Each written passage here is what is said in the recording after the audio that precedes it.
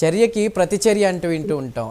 ఎముక అనేది ఉండదు పవన్ కళ్యాణ్ గారి చేతికి, ఆయన చేసే సేవా కార్యక్రమాలకి. సో ఆ ప్రతిచర్యని మనం ఇప్పుడు అభిమానుల రూపంలో చూడొచ్చా? ఎందుకంటే నాగబాబు గారు మాట్లాడారు, అమౌంట్ ఎంత పెద్దదా చిన్నదా అనేది కాదు, పొలిటికల్ పార్టిసిపేషన్ అనేది ఇంపార్టెంట్. అంటే జనసేన రాజకీయాల్లో కొత్త అధ్యాయానికి నాంది పలికింది అనుకోవచ్చా? ఈ వినూత్న విరాళాలకు సంబంధించి కూడా మీరేం మాట్లాడతారు అరుణ్ గారు? మీకు ప్యానెల్లో ఉన్నట్టు సహచరులకి వీక్షకులకి నమస్కారం సార్. సినిమా విషయానికి వస్తే పవన్ కళ్యాణ్ గారి సినిమా ఎలా ఉన్నా సరే నిర్మాతకు నష్టం మిగిలించదు అన్నది మొదటి నుంచి ఉన్నటువంటి నానుడి. ఇది ఒకవేళ అట్లాంటి సిచ్యువేషన్స్ ఏమైనా ఉంటే అత్తారింటికి దారి సినిమా ముందే ఏదో లీక్ అయిందని చెప్పి తెలిసి ఆయన రెమ్యునరేషన్ ఆయన తిరిగి వెనక్కి ఇచ్చిన సందర్భాలను కూడా మనం చూసాము. అట్లాంటి వ్యక్తి, అట్లాంటి సినిమాలు పవన్ కళ్యాణ్ గారికి సంబంధించి నిర్మాతకు ఉండేటువంటి అనుభవం ఇది ఆయనతో పాటు. అలాగే ఇవాళ విరాళాల విషయానికి కనుక వస్తే ప్రజల కోసం పని చేయాల్సినటువంటి నాయకులు కొంతమంది అవినీతి రాజకీయాల వైపు, అవినీతి ఆలోచనల వైపు మరలడం మూలంగా సమాజంలో నాయకులు డబ్బు ఎక్కువ వెచ్చించేసి ఆ తర్వాత మరలా ప్రజల ఖజానాకు సంబంధించి, ప్రజా సంపదకు సంబంధించి దోపిడీ విధానాన్ని స్టార్ట్ చేసి ఇదే రాజకీయం అని చెప్పడం మొదలుపెట్టినటువంటి గత 30-40 ఏళ్ల రాజకీయాల చరిత్రలో, 30-40 ఏళ్ళు దాదాపు ఒక 50 అట్లా మనం చదువుతూ ఉంటే వాళ్ళ రాజకీయ చరిత్ర, కొంతమంది నాయకుల చరిత్ర, వాళ్ళు ఎదిగినటువంటి తీరు, వాళ్ళ పరిస్థితులు ఇవన్నీ గమనిస్తూ ఉంటే తెలుస్తున్నటువంటి విషయం ఇదే ఉండగా సడన్ గా సామాన్యులే నా పార్టీని నడపడానికి డబ్బులు ఇవ్వండి, నేను ఆ సామాన్యుల కోసం అవినీతి లేనటువంటి పరిపాలన కొనసాగిస్తాను అని చెప్పేసి యువతకు ఒక మార్గాన్ని చూపెట్టి ఆ మార్గంలో నడవమని చెప్పేసి దిశానిర్దేశం చేసినటువంటి ఏకైక నాయకులు పవన్ కళ్యాణ్ గారు సార్. ఈ క్రౌడ్ ఫండింగ్ విధానం ద్వారా ప్రజలే పార్టీని నడిపి ప్రభుత్వాన్ని ఏర్పరచుకోవడం ద్వారా ప్రజల ఆస్తులు దోపిడీకి గురవ్వకుండా ప్రజల ఆస్తులు ప్రజల కొరకే వినియోగింపబడతాయి అని చెప్పేసి ఒక భాష్యాన్ని చెప్పినటువంటి వ్యక్తి పవన్ కళ్యాణ్ గారు. జనరల్ గా రాజ్యాంగంలో ఇదే ఉంటది, రాజకీయాలు చదువుకునేటువంటి పొలిటికల్ సైన్స్ లో రాజకీయాల్లో కూడా ఇదే ఉంటది 100%. బట్ వాస్తవ రాజకీయాల్లోకి వచ్చేటప్పటికి కంప్లీట్ గా టర్న్ అయిపోయింది. రూపాయి నాణ్యానికి ఒకవైపు పుస్తకాల్లో చదువుకునేటువంటి రాజకీయాలు, వ్యవస్థలు రాసినటువంటి రాజకీయాలు అయితే నాణ్యానికి రెండో వైపు ప్రస్తుతం జరుగుతున్నటువంటి రాజకీయాలుగా ఉన్నటువంటి ఈ సందర్భంలో ఖచ్చితంగా పవన్ కళ్యాణ్ గారు తీసుకున్నటువంటి స్టాండ్ 100% వ్యవస్థ కోసము, భవిష్యత్ తరాల కోసం నిలబడేటువంటి స్టాండ్. దీన్ని దృష్టిలో పెట్టుకుని ఎంతో మంది యువత ఆయన ఒక్క పిలుపుతోటి విరాళాల రూపంలో కానివ్వండి, టికెట్ల వేలం రూపంలో కానివ్వండి, షోస్ తీసుకొని దాన్ని సామాన్యుల కోసం ఇచ్చేసి సినిమా చూయించేసే ఈ షోస్ ని హిట్ చేయడం కానివ్వండి, లేదంటే వాళ్ళు చేసేటువంటి పనిలో ఒక రోజు జీతాన్ని పవన్ కళ్యాణ్ గారి పార్టీ కోసం, లేదా ఒక నెలలో ఒక రోజు జీతాన్ని పవన్ కళ్యాణ్ గారి పార్టీ కోసం, ఇలా రకరకాల విధానాలను ఎంచుకొని తద్వారా జనసేన పార్టీని నడిపించాలి అని చెప్పేసి యువత తీసుకున్నటువంటి ఈ ఆలోచనలన్నీ కూడా భవిష్యత్తు సమాజానికి బంగారు బాటలు వేసేగా ఉంటాయి. కానీ ఎంత ఎగిరినా, ఎంత ఇసిరినా తెడ్డు పొయ్యి దగ్గరికి పోదు అన్నట్లుగా మనం తెలుసు. ఏంటంటే సామాన్యులు 100 మంది ఒక్కొక్క రూపాయి వేస్తే ఏది ఒక 100 రూపాయలే. కానీ ఒక బిగ్ షాట్ లేదా ఒక అవినీతి ఆస్తులు ప్రొటెక్ట్ చేసుకునేటువంటి ఒక నాయకుడు, ఒక వ్యాపారవేత్త ఇంకొకళ్ళు వచ్చి ఒక 1 కోటి రూపాయలు పడేస్తే ఆటోమేటిక్ ఎన్ని వందలు అయితే 1 కోటి రూపాయలు రీచ్ అవుతాము. అట్లాంటి పరిస్థితి జనసేనకు ప్రస్తుతం ఉంది. ఒక్కొక్క రూపాయి ఇచ్చే సామాన్యుల పార్టీగా జనసేన ఉంది. వాళ్ళ మిగతా పార్టీలతో ఆర్థిక బలాల్లో పోటీ పడే సిచ్యువేషన్ అయితే లేదు. ఎందుకంటే వాళ్ళ వెనకాల ఉన్న వాళ్ళంతా కూడా బడా నేతలు, బడా వ్యాపారవేత్తలు వీళ్ళంతా ఉంటారు కాబట్టి మిగతా పార్టీ లేదా జనసేన కార్యకర్తలు ఇవంతా కొంచెం పక్కన పెడదాం. ఇప్పుడు చాలామంది ఒక మనిషి నైజం ఎలా ఉంటుందంటే, ఒక మంచి కార్యక్రమం జరుగుతుంది, సేవగా జరుగుతుందంటే మన కాంట్రిబ్యూషన్ కూడా ఉంటే బాగుండు అని అనిపిస్తుంది.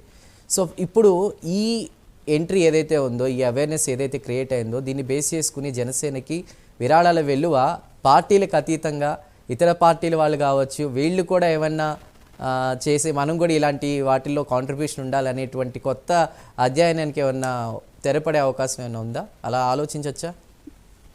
అంటే ఇక్కడ ప్రతి ఒక్కటి కూడా రాజకీయం అనేది ఎప్పుడూ కూడా లాభాపేక్ష కోణాల్లోనే చూసేటువంటి వ్యవస్థ ప్రస్తుతం ఉంది సార్. సామాన్య ఓటర్ దగ్గర నుంచి ఇదే ఉంది.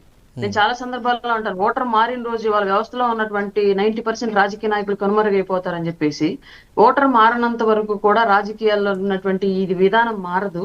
డెఫినెట్ గా ఒక్కొక్కరు ఇప్పుడు పవన్ కళ్యాణ్ గారు వెంట మేము నడుస్తూ ఎలా మారుతూ ఉన్నామో అలాగే కూడా మారాలి. ఇంకొక విషయానికి వస్తే సార్, ఇక్కడ మీరు సినిమాలో కొన్ని అంశాలు మీరు గమనించారో లేదు, మీరు చూసారో లేదో నాకు తెలియదు. నేనైతే లైఫ్ లో ఫస్ట్ టైం ఆ బెనిఫిట్ షోకి వెళ్ళాను నేను మొదటిసారి. ఎందుకంటే మాకు ఇక్కడ ఒంగోలులో బాలినేని శ్రీనివాసరెడ్డి గారు 2 థియేటర్లు, అలాగే 3వ థియేటర్లో 150 టికెట్స్ అన్ని ఆయన షోస్ తీసుకొని అందరికి కార్యకర్తలకి, అభిమానులకి, పనిచేసే నాయకులకి అందరికీ కూడా ఫ్రీగా ఇవ్వడంతో అందరూ వెళ్ళి ఒకేసారి చూసి వచ్చాం ఫస్ట్ ప్రీమియర్ షోని, మొదటి బెనిఫిట్ షో. క్లియర్ మీరు పవన్ కళ్యాణ్ గారు ఒక అంశాన్ని పర్టికులర్ గా తీసుకున్నారు. స్టేట్ లో, రాష్ట్రంలో ఉన్నటువంటి హ్యాండ్లూమ్స్ ని ప్రమోట్ చేయాలి, ఆయనే బ్రాండ్ అంబాసిడర్ గా ఆ హ్యాండ్లూమ్స్ కి ఇన్నాళ్ల పాటు ఆయన ఉన్నాడు. రాత్రి ఆ సినిమా మొత్తంలో మీరు హీరోయిన్ కాస్ట్యూమ్స్ కనుక గమనించినట్లయితే క్లియర్ గా హీరోయిన్ కాస్ట్యూమ్స్ అన్ని కూడా ఆంధ్రప్రదేశ్ లో లభించేటువంటి హ్యాండ్లూమ్స్ నుంచే ఎంపిక చేశారు. ఇక్కడ ఉన్నటువంటి చేనేత నేతన్నల కష్టాలు గమనించినటువంటి వ్యక్తి కాబట్టి వాళ్ళ హ్యాండ్లూమ్స్ ఆ స్థాయిలో ప్రమోట్ చేసి, హీరోయిన్ ని చూసిన ప్రతి ఒక్కళ్ళు గమనించవచ్చు ఆవిడ చీరని అంత హైలైట్ అయిపోయింది హ్యాండ్లూమ్ రాత్రి ఆ సినిమాలో. నేనైతే ప్రతిసారి, అంటే మహిళను కదండి సహజంగా మాకు ఉండేటువంటి లక్షణాలు కొన్ని అట్లాగే ఉంటాయి, నేనైతే హీరోయిన్ గారి శారీస్ చాలా క్షుణ్ణంగా గమనించాను. అన్ని కూడా ఆంధ్రప్రదేశ్ లో దొరికేటువంటి హ్యాండ్లూమ్స్ ని యూజ్ చేశారు. కాబట్టి ఇది కూడా రాష్ట్ర ప్రజల కోసం, సినిమాని కూడా ప్రమోషన్ గా ఉపయోగించారు, రాష్ట్ర ప్రజల కోసం ఈ సినిమాలో అంతర్గతంగా ఆయన ఆ కాస్ట్యూమ్స్ పెట్టించారని చెప్పేసి అయితే నాకు క్లియర్ గా అర్థమైంది. ఇంకొక విషయం ఏంటి అంటే, నిన్న హైదరాబాద్ లో ప్రీ రిలీజ్ ఈవెంట్ జరిగినప్పుడు పవన్ కళ్యాణ్ గారు ఒక మాట స్పష్టంగా చెప్పారు, నేను రాజకీయాలు చేసేటప్పుడు రాజకీయాలు చేస్తా, వేరే ఇంకేమీ చూడను, సినిమా చేసేటప్పుడు సినిమానే చేస్తా, వేరే ఇంకేమీ చూడను, నాకు రెండు వేరు వేరు, అంతే నిబద్ధతతో చేస్తాను ఏ పనైనా అని క్లియర్ గా చెప్పారు. ఆ విషయాన్ని ప్రకాష్ రాజ్ గారిని ఈ సినిమాలో క్యారెక్టర్ లోకి తీసుకోవటంతో పవన్ కళ్యాణ్ గారు నిజంగానే ఆయన పర్సనల్ లైఫ్ ని, ప్రొఫెషనల్ లైఫ్ ని ఎక్కడా కూడా కలిపి చూడరు అని చెప్పేసి క్లియర్ గా ఒక ఇండికేషన్ ఇచ్చారు సార్. నిరంతరం ప్రకాష్ రాజ్ గారు పవన్ కళ్యాణ్ గారి మీద ఎంత విషయం కక్కుతుంటారో రాజకీయాల పరంగా మీకు తెలిసిందే.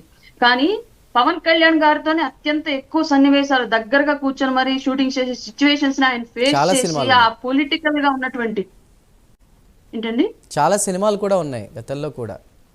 అది బిఫోర్ వేరండి, బిఫోర్ వాళ్ళిద్దరూ నట్లుగానే ఉన్నారు, ఇద్దరు ఆ సినిమాలో ఆ క్యారెక్టర్లను పంచుకున్నారు, దాంట్లో ప్రాబ్లం ఏమి ఉండదు ఎవరికైనా సరే. బట్ ఇప్పుడు ప్రకాష్ రాజ్ గారు రాజకీయాలకు వచ్చిన తర్వాత రాజకీయాల్లో పవన్ కళ్యాణ్ గారి మీద ఎలాంటి విషయాన్ని కక్కుతున్నారో మనందరికీ తెలుసు. అట్లాంటి వ్యక్తిని కూడా ఆ క్యారెక్టర్ ఇంపార్టెంట్, అందులో ఇద్దరు ఆ సీన్ ని పంచుకొని ఆ సినిమాని హిట్ చేయడం ఇంపార్టెంట్, ఆ సన్నివేశాన్ని పండించడం ఇంపార్టెంట్ ఫీల్ అయ్యారు. కాబట్టి అంత విషం కక్కుతున్నటువంటి నటుడితో కూడా ఆ స్క్రీన్ ని పంచుకొని 1-to-1 అంత గొప్పగా యాక్టింగ్ చేయగలిగారంటే నిజంగానే పవన్ కళ్యాణ్ గారు ది గ్రేట్ హ్యూమన్ బీయింగ్. ఆయనకి ఈ మనం చూసేటువంటి ఈ ద్వేషాలు, అసూయలు, ఈ ఆర్భాటాలు, హంగులు, సౌకర్యాలు వీటన్నింటికి కూడా అతీతమైనటువంటి వ్యక్తిత్వం పవన్ కళ్యాణ్ గారిది అనేది ఈ సంఘటనల ద్వారా మనందరికీ ప్రూవ్ అవుతున్నటువంటి విషయం. ఎందుకంటే ప్రకాష్ రాజ్ గారి క్యారెక్టర్ లో ఇంకొక నటును కూడా పెట్టి చేయొచ్చు, అంత ప్రకాష్ రాజ్ గారు మాత్రమే చేయగలరు అన్నటువంటి సిచ్యువేషన్ క్యారెక్టర్ అయితే అది కాదు 100%. కానీ ప్రకాష్ రాజ్ గారిని అక్కడ అందులో వెయిట్ కావాలి, ఆ క్యారెక్టర్ కి వెయిట్ కావాలి కాబట్టి ప్రకాష్ రాజ్ గారు ఉండాలి అని భావించారు. కాబట్టి ఆయన పొలిటికల్ గా ఉన్నటువంటి రైవలరీని కూడా పక్కన పెట్టేసి పూర్తిగా సినిమా కోసము, ఆ క్యారెక్టర్ కోసము, ఆ కథ కోసమే జీవించినటువంటి వ్యక్తిగా పవన్ కళ్యాణ్ గారు నిలబడిపోయారండి ఈ సినిమా ద్వారా. ఇట్లా చాలా క్లియర్ గా తెలుస్తోంది.